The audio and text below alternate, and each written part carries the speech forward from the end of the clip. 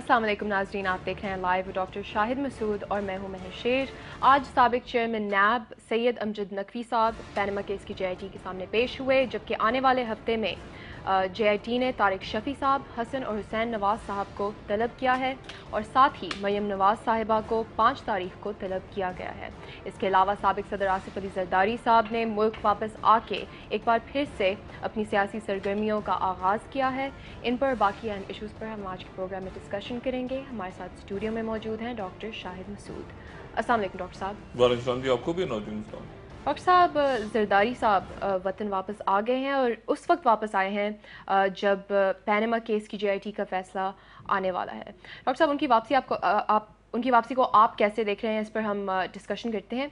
लेकिन उससे पहले आपने जो कुछ दिन पहले इस प्रोग्राम में बात की थी उनकी वापसी के हवाले से, पहले वो सुन ईद से पहले जी, ईद से पहले, बिल्कुल पहले वो सुन लेते हैं। पीपल्स पार्टी की क़यादत यानी जरदारी साहब एक और रिस्क लेने जा रहे हैं दोबारा, जैसे वो पहले उन्होंने रिस्क लिया था। मैंने पहले भी बात की थी मुल्क वापस आके जरदारी साहब, क्योंकि नवाज शरीफ साहब की ख्वाहिश है कि जरदारी साहब से किसी तरह लंदन में मुलाकात हो जाए। शायद ये वजह हो, शायद वजह कुछ और हो, लेकिन जरदारी साहब लंदन से रवाना हो रहे हैं मुत्तहिदा अरब अमारात के लिए। और ये भी हो सकता है इस बात को मैं यानी अभी ये गौर कर रही है पीपल्स पार्टी की आला तरीन क्या। तो जरदारी साहब जो सोच रहे होते हैं, ज़ाहिर अकेला उनके ज़हन तक की बात होती है। जरदारी साहब एक रिस्क और गालिबन ले सकते हैं कि इस दौरान वो अचानक पाकिस्तान आ जाएं, और हो सकता है उसके बाद वो इस्लामाबाद भी जाएं, और ये भी हो सकता है कि कोयटा का चक्कर लगाएं और फिर वो उसके बाद बाहर चले जाएं।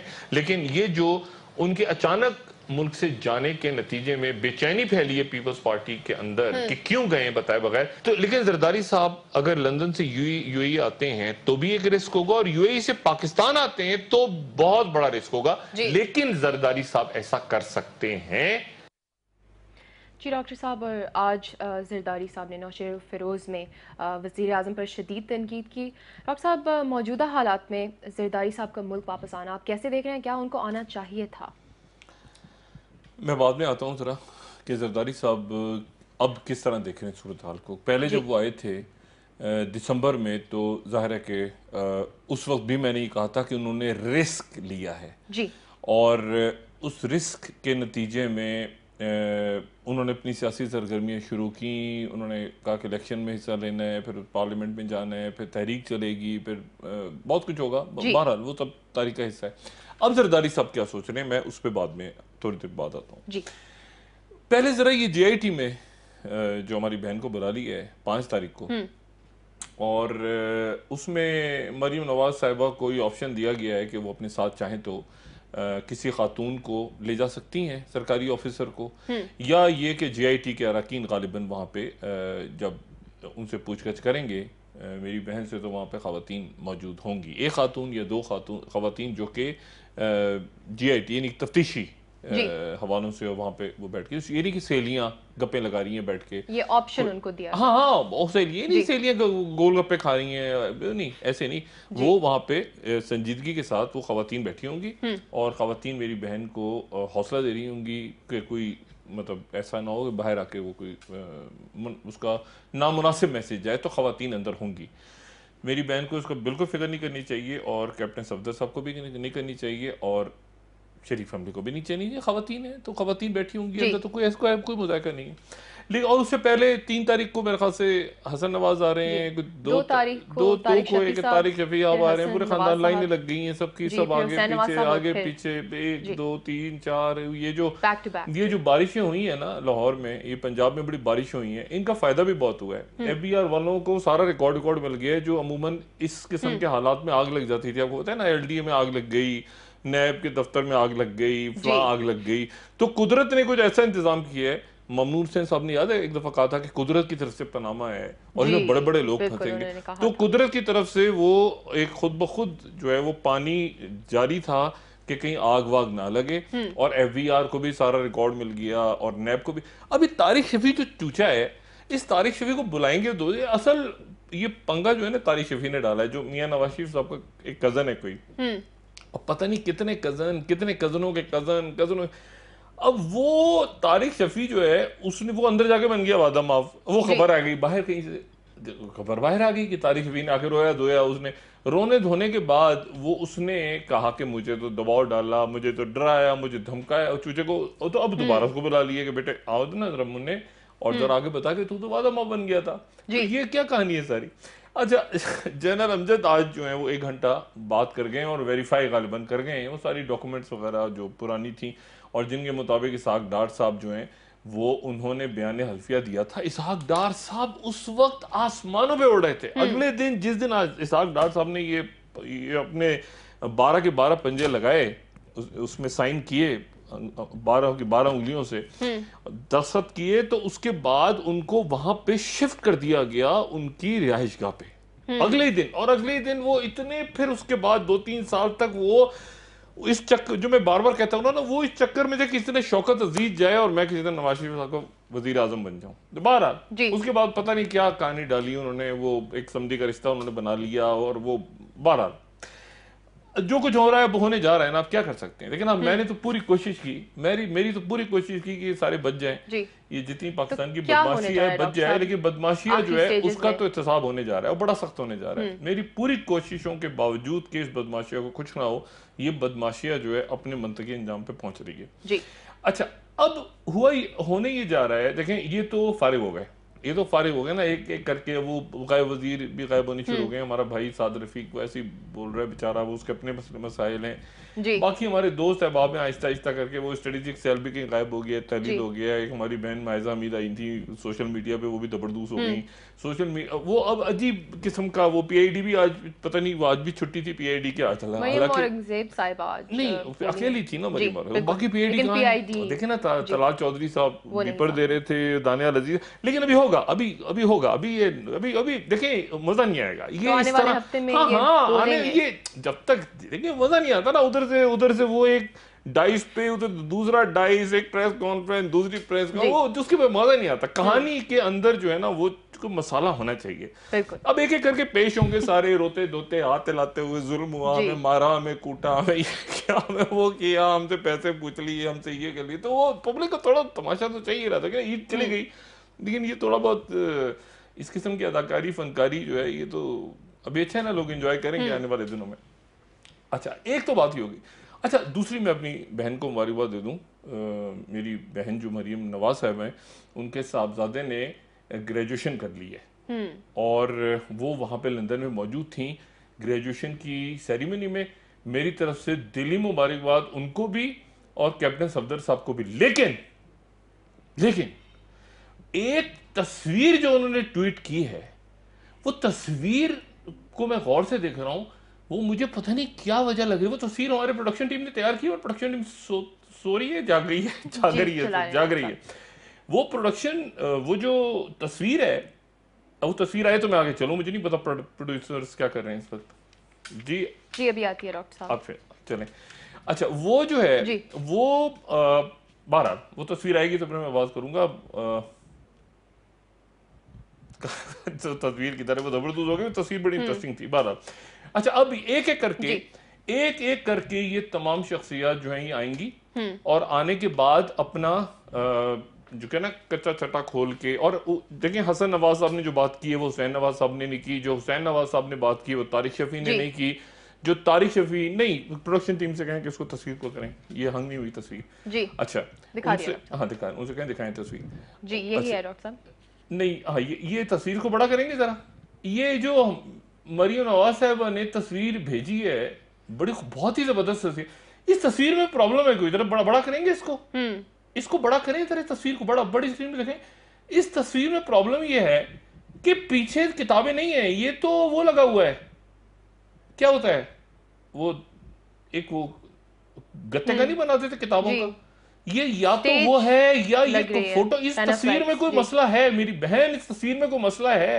ये इस तरह से ग्रे है, ये ट्वीट किए मेरी बहन ने जी। लेकिन ये तस्वीर जो है इसमें पीछे वो तो किताबों का कटआउट है या वाकई किताबें हैं या छत पे क्या है, मैं कुछ समझ नहीं पाया। इस तस्वीर में कोई बड़ी खौफनाक किस्म की गड़बड़ है और इस तरफ ग्रे है, उस तरफ लाइब्रेरी है, या तो ये हमारे भाई और पेनाफ्लेक्स या क्रोमा तो पता नहीं, या तो ऊपर पेस्ट कर दिए है 12 इसे छोड़िए, इस पे कोई जेआईटी की जरूरत नहीं है, ये छोड़ने वाला मुबारक हो, ये जो भी है मुबारक हो।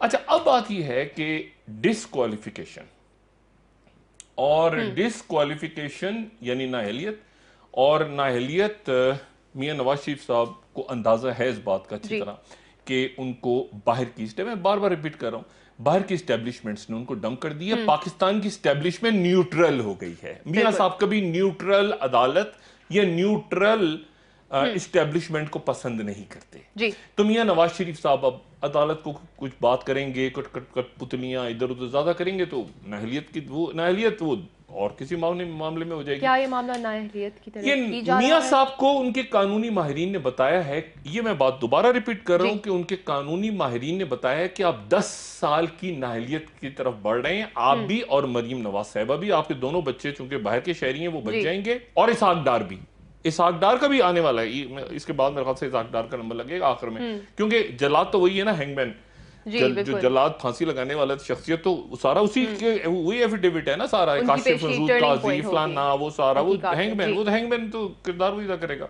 इसहाक डार।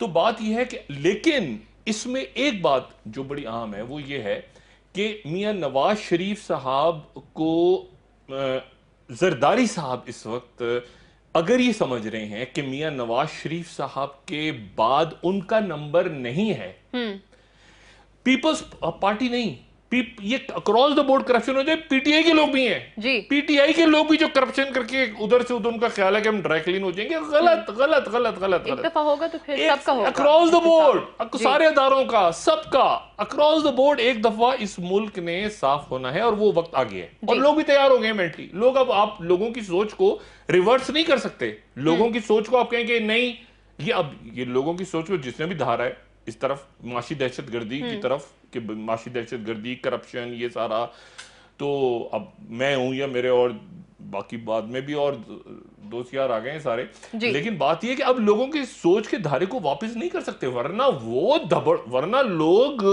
जो अदारे हैं उनको दबरदूज कर देंगे। अब इनको बदमाशिया को दबरदूज करने वाले जो अदारे हैं वो दबरदूज हो जाएंगे, इसलिए लाजिम है कि बदमाशिया को दबरदूज किया जाए। 10 साल की नाअहलियत बताई जा रही है मियां नवाज शरीफ साहब को, यानी 2 टर्म्स, और इसहाक डार साहब को भी और मरियम साहिबा को भी, और उनका ख्याल है कि वो लड़ेंगे। अच्छा, उनको लड़ना चाहिए ना, सियासी तौर पे उनको लड़ना चाहिए, लेकिन उनको ये देख लेना चाहिए, मैं फिर कहता हूं कि कितने लोग उनकी पार्टी के लड़ने पे तैयार हैं और कितने लोग माजी में लड़ने पे तैयार हुए थे। कुलसूम नवाज साहिबा बाहर निकली थी, आज वो हुकूमत में हैं मियां नवाज शरीफ साहब, उनको बहुत सोच, और आप देखें पारा चेनार में आग लगी हुई है, पारा चेनार में हफ्ता हो गया है, अभी तक एहतजाज, एक हफ्ते से आग लगी हुई है, 80 से ज्यादा 80-90 के करीब शहादतें हो गई। एक बात पारा चेनार में लोग भूल गए हैं, सारे लोग एक बात पारा चेनार में लोग भूल गए हैं, पारा चेनार कुर्रम एजेंसी का खूबसूरत तरीन इलाका है, वहां पे शिया बड़ी तादाद में हमारे भाई शिया मसलक के भाई रहते हैं, लेकिन एक बात जहन में रखें, जरा नक्शा ऊपर दिखें, पारा चेनार का बिल्कुल पारा चेनार का जो सरहद है, चंद किलोमीटर के फासले पे तोरा बोरा है जी, ये ज़हन में, वो तोरा बोरा जिसके बारे मैं बार कई दिनों से कह रहा हूं कि वहां दाइश का कब्जा हो गया है, दाइश का कब्जा हो गया है, और दाइश बिल्कुल पारा चेनार के सर पे आके बैठ गई है। ठीक है, अब दाइश के पीछे कौन है? ठीक है, और यहां तालिबान थे तो तालिबान को हटा के दाइश आ गई है, और दाइश आके बिल्कुल, अच्छा पारा चेनार काबुल से करीब तरीन इलाका है के, पारा चेनार बिल्कुल पाकिस्तान की, वो बिल्कुल कोना नजर आ रहा है ना आपको, पारा चेनार लिखा हुआ, पारा चेनार बिल्कुल पाकिस्तान का वो हिस्सा है जो तोरा बोरा के साथ लगा, और वहां दाइश बैठ गई। अब दाइश के पीछे कौन है? कौन सी प्रॉक्सीज हैं? या अगर हम मॉस्को, अगर आप बात सुनते हैं इसकी वाशिंगटन की, तो वाशिंगटन कहता है कि दाइश के पीछे वो मुस्लिम इंतहा पसंद हैं। अगर हम मॉस्को की बात सुनते हैं तो मॉस्को वाले कहते हैं कि दाइश के पीछे अमेरिकन हैं या उनके प्रॉक्सीज हैं। तो अब ये है कि अब पाकिस्तान को बहुत संभल के आने वाले दिनों में, और ये मुझे खुशी हो रही थी अपनी शिया उलमा की बात सुन के कि वो इस बात को, ग्रेटर गेम को समझ रहे हैं कि किसने तोरा बोरा में दाइश को बिठा दिया लाके, और कौन बिल्कुल पारा चिनार में आने वाले दिनों में अभी ये मसाले की बुनियाद पे लड़ाई करना चाहता है। अच्छा, ये तो अभी मेरे ख्याल से वक्फे पे जाने के टाइम है, थोड़ा सा मैं थोड़ी सी बात आपको और करूं जी। डॉक्टर साहब बताएं, ये जो इतवार आ रही है ना, इतवार, ये अगले 2-4 दिन, ये इंतहाई अहम है। इसलिए कि इसमें वो 10 दिन की डेडलाइन खत्म हो रही है जो सऊदी अरब और 4 मुल्कों ने कतर को दी थी जी, वो 13 मुतालबात, और वो डेडलाइन खत्म हो रही है। और डेडलाइन कुछ इस तरह खत्म हो रही है कि जो सऊदी अरब के आदिल जुबैल जो वजीर खारजा हैं वो भी, और अब्दुर्रहमान तानी दोनों जो कतर के वजीर खारजा, दोनों वाशिंगटन में मौजूद हैं, दोनों वाशिंगटन में हैं जी। और मैं अगर इस मशरिक यानी कतर के अंदर भी अमेरिकन मौजूद हैं और सऊदी अरब तो ज़ाहिर है ट्रंप के साथ है इस वक्त, लेकिन इसके अंदर इस पूरे मामले में आज एक बड़ी अच्छी नज़म शेख मोहम्मद जो कि दुबई के फर्मा रवा है उन्होंने इंस्टाग्राम पे डाली है। उन्होंने कहा हम भाई हैं कतर के दोस्त, हमारे भाई अपने वापस आ जाओ और अपने साथ अपने मुसलमानों भाइयों के साथ आ जाओ, हमारे साथ आ जाओ, और इस्लाम भी जो है वो कहता है कि लड़ना नहीं चाहिए, लेकिन लेकिन लेकिन ये ज़हन में रहे कि इसमें फंस गया है स्टेट डिपार्टमेंट। जी मैं एक जुमला सिर्फ कह दूं, इसको कतर और सऊदी अरब के फड्डे को आप इस तरह समझ लें कि व्हाइट हाउस सऊदी अरब के साथ है, पेंटागन और सीआईए कुछ इशारे दे रहे हैं कि वो कतर के साथ हैं। व्हाइट हाउस उधर है, कतर के साथ पेंटागन है, जनरल मैटिस, खुल के बात कर रहा हूं, जनरल मैटिस और पेंटागन जो है वो मिक्स सिग्नल दे रहे हैं कतर के साथ, बिल्कुल। और स्टेट डिपार्टमेंट कचूमर बन गया बीच में, और 3 दिन बीच में रह गए हैं, और 3 दिन बाद अगर ये डिमांड्स पूरी नहीं की, देखें इसमें सबसे बड़ी जो गड़बड़ होगी वो मिस्र के साथ होगी, सीसी के साथ। वो 59 अफराद की जो लिस्ट दी है उसमें से 26 तो मिस्री हैं और अखवान मुस्लिमून के। तो ये मामला अब इसका पाकिस्तान पे क्या टर्माइल होना है, जब पाकिस्तान में तो हुकूमत अब मियां नवाज शरीफ साहब जल्द इलेक्शंस मेरे ख्याल के करवाने के मूड में है, अपनी जगह लाने के मूड में भी नहीं है, नाहलियत हो जाती है। तो राजा जफरुल हक साहब का नाम चल रहा है बतौर मुस्लिम लीग नवाज के सदर, वजीर आजम को छोड़ दें, वो मैं ब्रेक के बाद आपसे बात करता हूँ। और जरदारी साहब इस वक्त वापस क्यों आए हैं, वक्फा लिया उसके बाद। जी बिल्कुल साहब, ब्रेक से आकर हम इस पर डिस्कशन करते हैं। नाज़रीन, ब्रेक से आकर हम डिस्कस करेंगे कि जेआईटी अब अपनी आखिरी स्टेजेस में जा चुकी है, जेआईटी की तहकीकात में अब क्या होने जा रहा है आखिरी हफ्ते में, और इस वक्त जरदारी साहब की क्या स्ट्रेटजी है, इस पर हम ब्रेक से आकर बात करते हैं। नाज़रीन हमारे साथ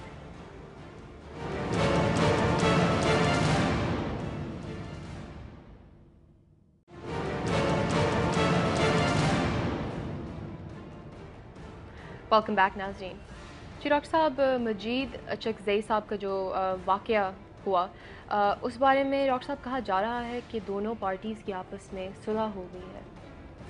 ये जो मजीद अचकज़ई है जिसने, मतलब मैं इसको इसी तरह से नाम इसका लेना चाह रहा हूँ इस बंदे का, यानी सरेआम ये आदमी आता है, इसका पूरा ख़ानदान हुकूमत में, और मैं तो महमूद खान अचकज़ई साहब का मुंतज़िर हूँ कि वो कब तशरीफ़ लाते हैं, जलवा अफरोज़ होते हैं और इस बंदे के बारे में बात करते हैं। जी, इसने पब्लिक में सबके सामने, और सबके सामने भी किया, सिर्फ इसलिए कि सीसीटीवी वहाँ लगा हुआ था, इसने वो पुलिस वाले को शहीद किया। और उसके बाद अभी दबाव डाल के, देखिए ना वहाँ सरदारी निज़ाम है, दबाव डाल के बदमाशों का टोल है, बदमाशिया का एक चेहरा है, ये देखा अकड़ता हुआ आ रहा है, उसके बाद वो एसी लग रहा है उसके जेल के बाहर खड़ा हुआ है, इस पे कोई शर्मिंदगी का इस पे एहसास है, और ये उनको 2-2.5 लाख रुपया देके या कुछ भी ना दे, ये डरा धमका, क्योंकि उन गरीब लोगों ने वहीं रहना है जी। ये जो बदमाश हैं, ये बदमाश और दर बदमाश, इनकी औलादें, इनके भाई, इनके चचे, मामे, ताए, सारे के सारे, वो पूरा एक ग्रुप बैठा होता है बदमाशों का, जिनका ख्याल ये होता है कि हम उस रियाया को, ये हमारी रियाया है, ठीक है ना, ये बलूचिस्तान में, सिंध में, पंजाब में, केपी में, फाटा में हमारी रियाया है, ये कीड़े मकोड़े हैं। इस आदमी को, यानी अब मुझे नहीं पता कि सुमोटो एक्शन की बात क्या होगा, क्योंकि वो दियत का कानून तो हमारे यहाँ है, ये 2-2.5 लाख 16 हो गई हमारी ये, और डर जाएंगे वो लोग, डरेंगे, वो कहेंगे नौकरी मिल गई हमारे। तो ये दबाव में इस आदमी आप मुझसे अगर कहें ना, मैं इसको उसी चौरंगी पे जहाँ वाकया हुआ है, मैं इसको सरेआम फांसी पे लगा दूं, उस चौरंगी का नाम रख दूं उस पुलिस वाले के नाम पे, इसको सारे कानून रियासत साइड पे करके ना, सारे कानून ये वो, इसको सरेआम फांसी, यानी आदमी पकड़ा गया है, नजर आ रहा है सीसीटीवी में, और बाद में झूठ बोल रहा है कि वो मैं नहीं था, उसके बाद ये नहीं था, उसके बाद 2 लाख रुपए घर वालों को दे देगा, डराएगा, धमकाएगा, नौकरी दे देगा, हुकूमत में बैठे हैं ये, और वो पुलिस, वो जो घर वाले हैं उनको तहफ़्फ़ुज़ नहीं है, वो घर वालों ने तो वहीं रहना, बेचारों ने उनको तहफ़्फ़ुज़ नहीं चाहा। आज बच्चों ये मैसेज दिया होगा ना कि बेटा हमने तो छूट जाना थोड़ी देर में, तुम्हारा क्या होगा। वो जो कराची में शाहरुख जतोई और बाकी वो सियालकोट में और इधर उधर वाकया, इन लोगों को ऑन द स्पॉट उधर उधर का उधर ही, या ये फौजी अदालत के केस बनते हैं, या ये केस सीधे सीधे फौजी अदालत के बनते हैं, ये केस बनते ही नहीं है सिविलियन कोर्ट्स के। ऐसे लोगों को सीधा का सीधा, देखिए मुल्क में सबसे बड़ा क्या प्रॉब्लम है, सजा और जुदा का निजाम। ये जो अहमदपुर शर्के में हुआ, एक तो लोगों को शऊर नहीं, लोग भी वहां तेल लूट रहे हैं, यानी लोग, फिर वो एक टैंकर है वो तेल, बंद सेंटर नहीं है। आप वो वजीर आजम साहब पहुंचे हैं, वहां से लंदन से पहुंच गए वापस, वो तारीफों के डोंगरे बरसा रहे, साथ उनका भाई बैठा हुआ, उसके साथ एक और उनका चंपू बैठा हुआ। वो बात ये, भाई खुदा का वास्ता लोगों को शऊर दें। अब ये मोटरवे को अचार डालेंगे जब लोगों के पास तेल का पैसा नहीं है। आप जरा आप गुर्बत देखें, लोग वहां पर क्यों निकले, चले अच्छा कर रहे थे बुरा, लोग तेल लेने के लिए कि ऑयल किसी तरह से मिल जाए, यानी वहां पर मोटरवे। हमने तरक्की के 70 साल में से 35 साल मियां साहब रहे हैं वहां, यानी मैं किसी और पाकिस्तान पीपल्स पार्टी अपने जरा साल गिन ले, ये ऑपोजिशन में भी रही है। जब पाकिस्तान पीपल्स पार्टी मुशर्रफ साहब के दौर में तो हुकूमत में ही रही है ना, एक तरह से हुकूमत में ही थे, जब ऑपोजिशन में भी थे, उसको भी काउंट करें आप, और आप सिवाय ज़िया-उल-हक के दौर के, और आप उसके बाद मियां नवाज शरीफ साहब के दौर को काउंट करें। मियां नवाज शरीफ साहब कभी हुकूमत से गए नहीं। जब चौधरी परवेज इलाही की हुकूमत थी तो भी हमजा शहबाज साहब की मदद जो है वो परवेज इलाही साहब और चौधरी शहबाज साहब करते थे। बात ये कि इनको ये कभी गए ही नहीं।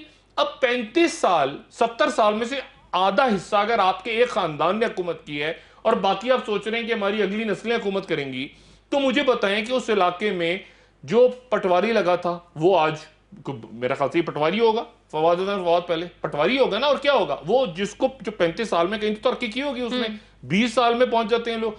तो ये सारा का सारा निजाम, पूरा का पूरा बदमाशिया का निजाम, काश उस दिन ये तेल जो था, ये बदमाश होते, बदमाशी आती और इनको आग लगा देता कोई। ये बात ये है कि जब तक बुनियादी आप लोगों को दे क्या रहे हैं, यानी ये थप्पड़ मारा है पूरी कौम के मुंह पे तमाचा है जो कुछ अहमदपुर शर्किया में हुआ है। आप लोग यहाँ मोटरवे बनेगा, मैं यहाँ एयरपोर्ट बनाऊंगा, एयरपोर्ट जहाज उतरेगा, उसमें जहाज में जरदारी साहब आएंगे, उसके बगल में असफंदियार वली खान होंगे, वो पीछे पीछे मौलाना फजलुर रहमान। आपने देखा फजलुर रहमान साहब ने जो नमाज पढ़ाई है ईद की, खुदा का वास्ता, वो हमारे भाई इसराजुल हक साहब।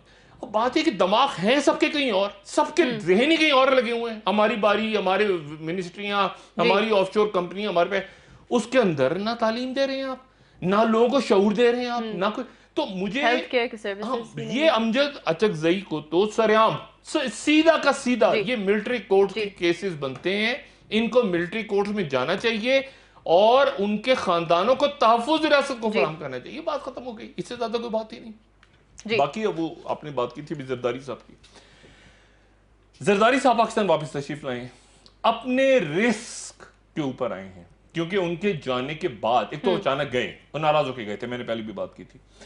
जरदारी साहब नाराज होकर गए क्योंकि यहां से इस्टेब्लिशमेंट की तरफ से उनकी इस्टेब्लिशमेंट जब न्यूट्रल हो जाती है ना, न्यूट्रल इस्टेब्लिशमेंट, नहीं अदालत जाने और जाने ये जिन जिन पे मुकदमात हैं।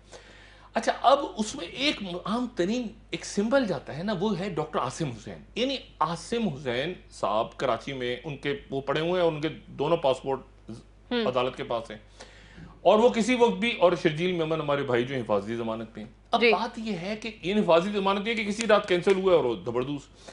अब मसला ये कि इस सूरत हाल में जरदारी साहब ये इंप्रेशन उनके लिए देना बड़ा जरूरी है कि मैं एस्टेब्लिशमेंट से मेरे ताल्लुकात ठीक हो गए और मैं पावर में दोबारा आने वाला हूँ। वो जो नारा लग रहा है ना, अगली बारी फिर जरदारी, अगली बारी, वो नारे को गलत समझ रहे हैं लोग। वो नारा ये नहीं है कि अगली बारी जरदारी साहब आ रहे हैं, वो नारा ये है कि अगली बारी मियां जरदारी साहब को पता है इस नारे का मतलब कि अगर नवाज शरीफ गए तो अगली बारी जरदारी, मतलब वो इस तरह से जो है वो मामलात को जिस तरफ जा रहे हैं। लेकिन जरदारी साहब जैसे तैसे करके ये सिस्टम चला गए थे, मियां नवाज शरीफ साहब से सिस्टम चल नहीं रहा। और मियां नवाज शरीफ साहब देखें, सारा एहतराम, इंतहाई आप लोग कहते हैं ना, आप बहन, मैं हमेशा मरीम नवाज साहबों को बहन कह के मुखातिब करता हूँ, क्योंकि एक सियासी तनकीद भी होती है लेकिन उसके साथ साथ वो एहतराम का रिश्ता कहीं मजरू ना हो जी। मरीम नवाज साहबा को ये हालात पैदा नहीं करने चाहिए थे अपने वालिद के लिए।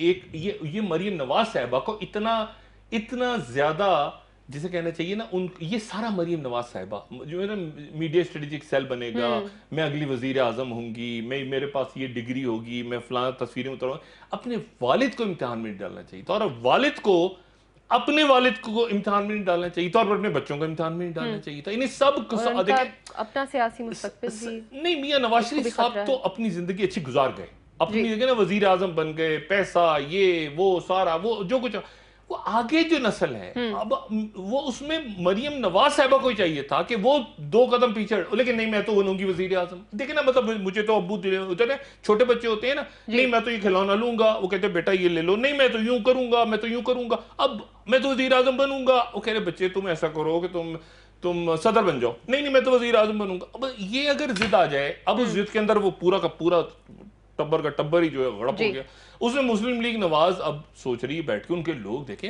अक्सरियत, ये मियां नवाज शरीफ साहब की, मैं बार बार कह रहा हूं, ये मियां नवाज शरीफ साहब की कैबिनेट है, चाहे ख्वाजा साद रफीक हो या राना सनाउल्लाह हो या उसमें ख्वाजा आसिफ हो या राजा जफरुल हक हो या एहसन इकबाल हो, ये मरीम नवाज साहबा की, आपका क्या ख्याल है कि मुस्तकबिल में मरीम नवाज बैठी होंगी तो ये सारे, वो ये पीपल्स पार्टी में ही खूबी है बस कि बिलावल बैठे हो तो सामने शेरी रहमान बैठी हो तो नवीद कमर बैठे हो तो सारे सर झुका के ऐसे बैठे हो, ये जो है ये मियां नवाज शरीफ साहब की कैबिनेट है। वो अगली कैबिनेट उनकी वो बेचारे उम्मीद लगा के बैठे हुए हैं, दानियाल अजीज, तलाल चौधरी, मरियम औरंगजेब साहब तो बड़े केसेस पे आएंगी ना, उनको अभी मिल गई वजारत, वो तो चक्कर में मिल गई परवेज साहब के चक्कर में, लेकिन ये तो अगली वजारत में बैठे हैं ना कि अगले जीतेगी हमारी बहन तो फिर हम उसके हमारे इम्कान, हम उसके सागदार होंगे या हम उसके ख्वाजा आसिफ होंगे या जो भी वजारत होगी।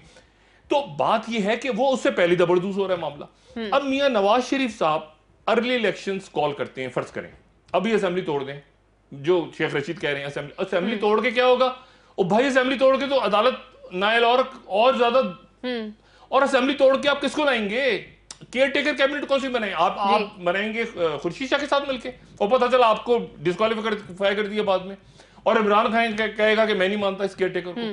देखिए ना सूरत हाल ऐसी जगह चली गई है, और फिर उसके बाद फर्ज करें आप इन हाउस चेंज करते हैं, आप कहते हैं कि चलो चलो दिल पे पत्थर रख के आप कहते हैं कि मैं ले आता हूं एहसन इकबाल को, तो उसके बाद अदालत ने आपको डिस्क्वालीफाई कर दिया, फिर आप क्या करेंगे? अच्छा फिर उसके बाद नहीं, फिर बाहर का मसला भी नहीं है, ये इशू भी नहीं है ना कि आप सड़कों पर इस्तेमाल करें, आप उसके साथ ही गिरफ्तारी है, उसके साथ ही मुकदमात हैं, डिमांड होगी साथ ही कि आप मनी लॉन्ड्रिंग के मुकदमा दर्ज करें, आप नैब के मुकदमा दर्ज करें। देखें ये बहुत जालिम ये जो इक्तिदार का खेल होता है ना, इसमें कोई किसी का नहीं होता, इसमें जिस लम्हे अभी तो ब्यूरोक्रेसी ने अपना मुंह तब्दील करना शुरू कर दिया, किबला तब्दील करना शुरू कर दिया। इस्लामाबाद की ब्यूरोक्रेसी नवाज शरीफ साहब की बात नहीं सुन रही, इस्लामाबाद की भी ये जो रूट लग रहे हैं ना, सुबह सुबह पेशियां हो रही हैं, इस्लामाबाद की ब्यूरोक्रेसी और जिसकी प्रमोशन हो रही है वो रोक रहा है, वो प्रमोशन रोक रहे हैं लोग अपनी, उनको पता है कि थोड़े दिनों बाद ऐसा ना हो कि डिमोट हो जाएंगे, नवाज शरीफ साहब के प्यारे थे, प्रमोशन रोक रहे हैं लोग अपनी के, वो कह रहे तो यहाँ लगा दें, कह रहे नहीं बेचारा हम थोड़े दिन ठहर जाए, अभी जरा महीना देख लेते हैं। तो बात यह है कि मियां नवाज शरीफ साहब फौरन मुतालबा होगा कि मुकदमात खोलें, मुकदमात अब एनआरओ कैसे होगा, देखिए ना सेफ एग्जिट नहीं हो रही, मुकदमात खुल जाते हैं, और मुकदमात खुल के और एहतजाज खाक होना है, यानी अभी वजीर आजम है तो एहतजाज नहीं हो पा रहा, और कल को वजीर आजम आप हम ब्रेक से आकर डिस्कशन जारी रखते हैं, 25 लोग नहीं जमा होते, देखे ना ये थोड़ी ऐसे थोड़ी कि मियां नवाज शरीफ साहब ने मना कर दिया लोगों को, आखिर मियां नवाज शरीफ साहब कुछ महसूस कर रहे हैं तो मियां साहब, लेकिन सवाल वही आता है कि मियां अभी तो आज ख्वाजा साद रफीक साहब ने दोबारा का कठपुतलियां, मियां नवाज शरीफ ने उस दिन कहा कि मेरे पास बहुत कुछ है बोलने को, मियां नवाज शरीफ का वो ईंटों से ईंटों वाला लम्हा करीब आ रहा है, करीब आ रहा है। मियां साहब फटेंगे, उस ब्रेक लेने का वक्त हो गया, आप ब्रेक लें मियां, और किस वक्त कौन सा होगा, इन्हीं दिनों में होगा ना, अगले 1 हफ्ते के अंदर जी बिल्कुल आप वक्त लें, और उसके अल्फाज आपको बताता हूँ कि अल्फाज क्या होंगे उसके। जी बिल्कुल डॉक्टर साहब, ब्रेक से आकर हम इसी पर डिस्कशन करते हैं, नाजरीन हमारे साथ।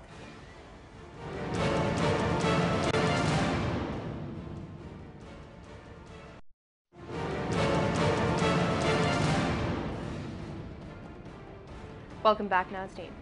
जी डॉक्टर साहब, आप ये कह रहे हैं कि आने वाले दिनों में वज़ीर आज़म के लिए ये मामला अब नाअहलियत की तरफ जा रहा है और इसके बाद ये उनके कानूनी माहिरीन उनको बता रहे हैं जी, और इसके बाद बाकी जितनी भी सियासी जमातें हैं या जो मेगा करप्शन केसेस हैं, सियासी जमातों की तो बात ही नहीं हो रही, यहाँ तो बदमाशी की बात हो जी रही है। बिल्कुल, जिस अदारे में भी हो, मतलब ब्यूरोक्रेट्स, हाँ एससीसीपी जी, के जिस खिलाफ पार्टी में हो या एफआईए जिस की इदारे में इंक्वायरी हो, जी जो है वो काफी आगे बढ़ गई है। वो भी मेरे ख्याल से एक दो सबका चार दिन एहतसाब में होने रिपोर्ट आएगी। सबका एहतसाब होना चाहिए। जी और एहतसाब ये नहीं कि उनको पकड़ के एहतसाब शुरू कर दिया। अब जिन्होंने ये तेल चुराया, ठीक है ना, तेल चुराते हुए मारे गए हैं, उनका एहतसाब जो इसके जिम्मेदार हैं, जो इस निज़ाम को, इस बदमाश जो बदमाशी है, 400 500 हज़ार लोगों के जाने से ये मुल्क जो है मुस्तहकम होगा इंशाल्लाह, और इसमें जमहूरियत भी मुस्तहकम होगी। एहतसाब के बगैर तू ये बारी मेरी बेटे की, तो ये बगली तेरी, तो ये मेरी, और ये खेल खत्म हो गए सारे।